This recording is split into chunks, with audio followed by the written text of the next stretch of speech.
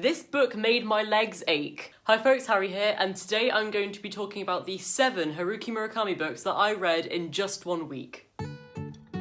So from the 21st to the 27th of February, there was a Murakami marathon where we basically just read as many Haruki Murakami books as physically possible. And I decided to read 1 book every single day. That didn't quite work out though, as some days I didn't quite finish a book, and then some days, actually the last day, I finished 3 books. So I'm just going to be talking about the 7 Murakami books that I read during this week. So I thought it would be appropriate to read Haruki Murakami's first 2 novels first. So I read Hear the Wind Sing and Pinball 1973. Even though this is part of one bound piece of matter, it counts as 2 novels, okay? It literally says on the front that it's 2 novels, so I counted it as 2 books, even though both of them are like 150 pages. So these were the first 2 novels that Haruki Murakami ever published, so they're not exactly as up to standard as the rest of his books are, and this book doesn't have as many typical traits other Murakami books typically have, but it still feels very Murakami. So the main thing I can say about these 2 books is nothing happens.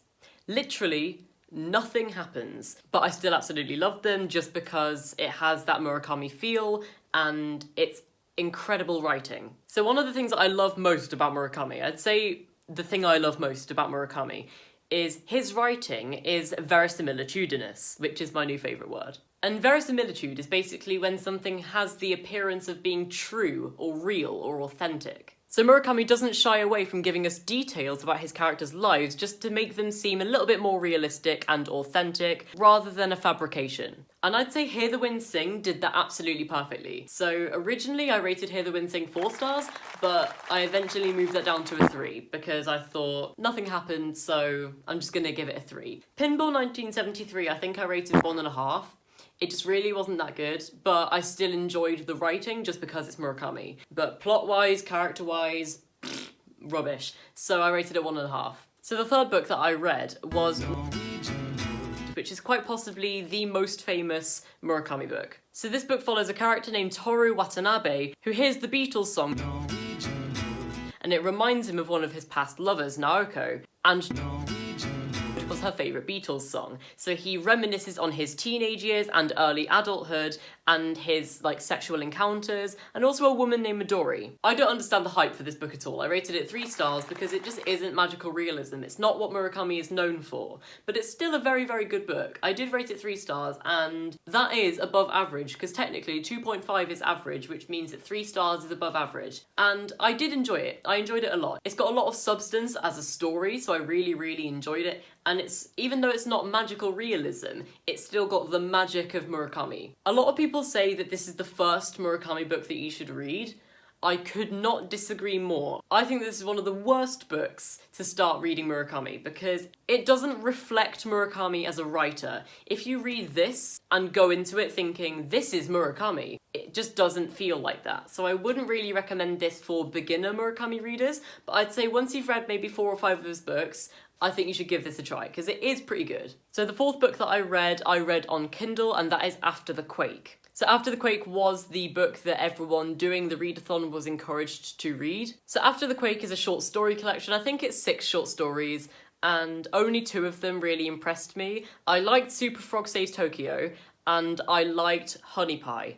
The rest of them were just a little bit underwhelming, so I think I rated this either 2.5 or 3. I think that's the rating I gave this book. It had that weirdness that Haruki Murakami is known for, and it had the magic of his writing, but it just didn't really impress me. I'm not exactly one for short stories, hence the kind of lower rating, but I did enjoy it for the most part. So the 5th book that I read was the best fiction book that I read all week, and that is Hardboiled, Wonderland and the End of the World. So I struggled to summarise this book because, to be completely honest, I don't fully understand it. I got very, very confused. But that's probably because Hardboiled, Wonderland and the End of the World is quite possibly the most complex Haruki Murakami book, maybe besides 1Q84, but it's a really, really enjoyable read. It has so much substance, it's got really good characters, and it's just generally amazing. So the book is set in two different parallel worlds. One is Hardboiled Wonderland, even though it's never actually referred to as that, and the other one is the end of the world. I can't really describe them because it's just so difficult to describe, but let's just say that they intertwine in one of the most creative ways I have ever seen. None of the characters in this book have a name, which I think is really interesting, so they're just given either titles or very brief descriptions that they're often referred to as. And this book is told with two different narratives, so each chapter alternates between the worlds,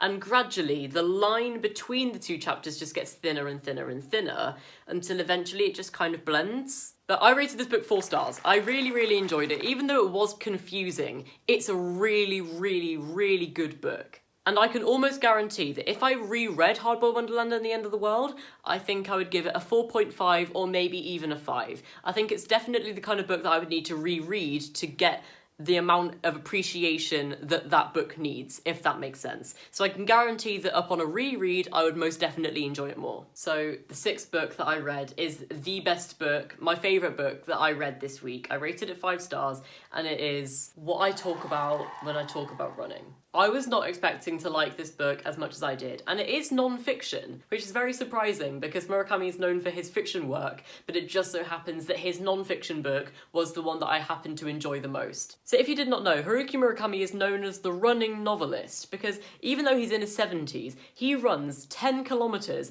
every single day. How he does that, I have no idea, although I actually do have an idea because I read this book. So a little bit of backstory. I decided to read one of the shorter Murakami books, and this one I think is 185 pages. And I thought, ooh, I might as well get the audiobook as well and go for a run while I read it. And that happened to be one of the best decisions of my entire life.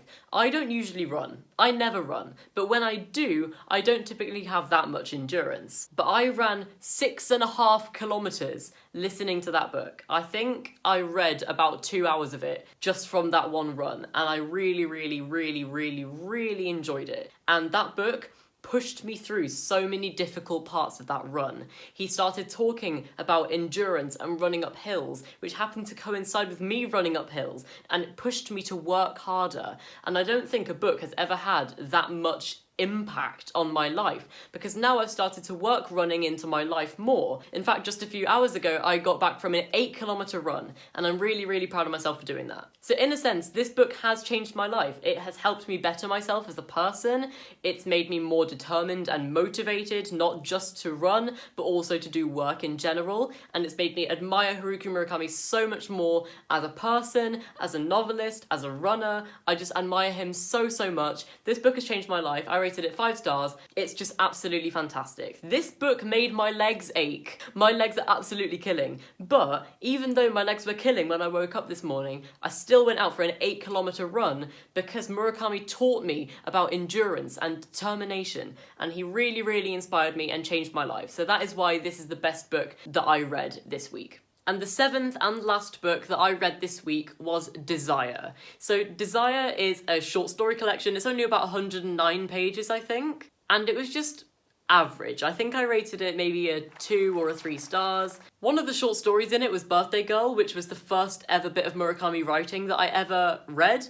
And it was nice to revisit because I really, really enjoyed Birthday Girl. So the only stories that I really enjoyed in Desire were Birthday Girl and the first story, which I can't remember the name of, but it's the one where they attack a McDonald's. I think it might be called The Second Bakery Attack. I think that's what it's called. But this collection was just really average for me. Again, I don't really like short stories that much, and some of them were just a little bit below average in terms of Murakami's typical writing. So those were all of the Murakami books that I read in a week. I'm so glad that I managed to read 7 books in 7 days. I'm really, really proud of that. And I think the total amount of pages that I read was something around 1,500. So I am insanely proud of that. If you enjoyed this video, please give it a big fat thumbs up and please consider subscribing for more bookish content from me. Let me know what your favourite Murakami book is in the comments down below. Or if you haven't read any of books but you really want to, let me know which book you're planning on reading in the comments down below. All of my social media links are in the description below, and I will see you next time with a new video. Goodbye.